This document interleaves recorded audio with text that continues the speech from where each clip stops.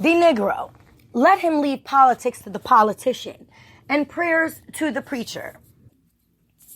Lucy E. Parsons, 3rd of April, 1886. The Negro. Let him leave politics to the politician and prayers to the preacher. Lucy E. Parsons, 3rd of April, 1886. Who has stood upon the seashore and watched the weird dash of the ceaseless waves and has not become tired of their monotonous sameness? Still, there was occasionally a wave which could attract and fix our attention for the time being by rearing its cap upon the rest and thus become conspicuous. Who but a devoted soul in this labor movement does not at times become tired, a weary tiredness, verging on a disgust at the apparent sameness and dreary monotony of the wage system, as depicted by those engaged in the noble work of exposing the hideous inequalities of the present economic system? Yet, like the waves, there arises amid all this monotony a wrong sometimes as much as more glaring in all its details that not only is our attention attracted, but our sympathies are enlisted. Who surrounded even us, we are in the midst of organizations whose mission it is to depict the wrongs to which the propertyless class are subjected, could help but stand against and have a sigh and perchance drop a tear as they read the graphic account flashed to us of the awful massacre of the poor and defenseless wage slaves in Carrollton, in the state of Mississippi. Defenseless, poverty-stricken, hemmed about by their deadly enemies, victims not only to their misfortunes, but to deep-seated, blind, relentless prejudice. These, our fellow beings, are murdered without quarter. This is the history in brief, the plain, unvarnished facts of those most damnable outrage which, with it and similar occurrences almost innumerable of a like nature, perpetrated upon these people, should bring a tinge of indignation to the cheek of every soul who can at all comprehend the meaning of the word liberty. While these are the plain facts, what is the lesson it teaches? Are there any so stupid as to believe these outages have been, are being, and will be heaped upon the Negro because he is black? Not at all. It is because he is poor. It is because he is dependent, because he is poorer as a class than his white wage slave brother of the North. And to the Negro himself, who would say your deliverance lies mainly in your own hands, you are the modern helot. You sow but another reek ops. You till the soil, but for another to enjoy? Who is this other? One who continues to enjoy the fruit of your industry? Are they not the idle few who you but lately acknowledge as your masters? And are not these loafers practically your masters, yet in so far as absorbing all your labor product without even being compelled to return you sufficient to keep you in decent food and clothes? For they are not even actuated by the money interest which they had in you in former years. The overseer's whip is now fully supplemented by the lash of hunger, and the auction block by the chain gang and convict cell. The same land which you once tilled as a chattel slave, you still till as a wage slave, and in the same cabin which you then entered at eve, not knowing but what you would be sold from wife and little ones before the morrow's setting sun. You now enter with dread lest you will be slain by the assassin hand of those who once would simply have sold you if they did not like you. Verily, your situation is still deplorable. Will the soft, smooth words of the bidder for your vote emancipate you from these conditions?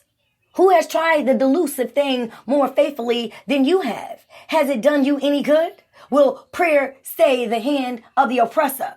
Who has prayed with more zeal than you? Or what practical good has it ever been to you? then clearly your road to redemption lies not along these paths, but your course in future, if you value real freedom, is to leave politics to the politician and prayer to those who can show wherein it has done them more good than it has ever done for you, and join hands with those who are striving for economic freedom. Can you divine what this freedom means? Homes for the homeless produce of today, and only those who produce shall have them. And no longer shall the industrious many feed the idle few who riot in luxury and ease. As to those local, periodical, damnable massacres to which you are at all times liable, these you must revenge in your own way. Are you deaf, dumb, and blind to the atrocities that you are subjected to? Have the gaping wounds of your dying comrades become so common that they no longer move you?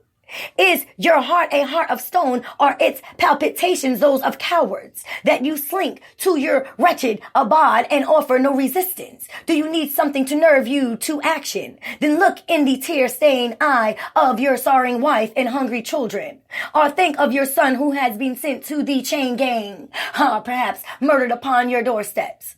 Do you need more horrible realities than these to goad you on to deeds of revenge that will at least make your oppressors dread you? And this is the beginning of respect. Do you ask me what I do if I were like you, poor, unarmed, and defenseless? You are not absolutely defenseless, for the torch of the incendiary, which has been known to show murderers and tyrants the danger line beyond which they may not venture with impunity, cannot be wrestled from you.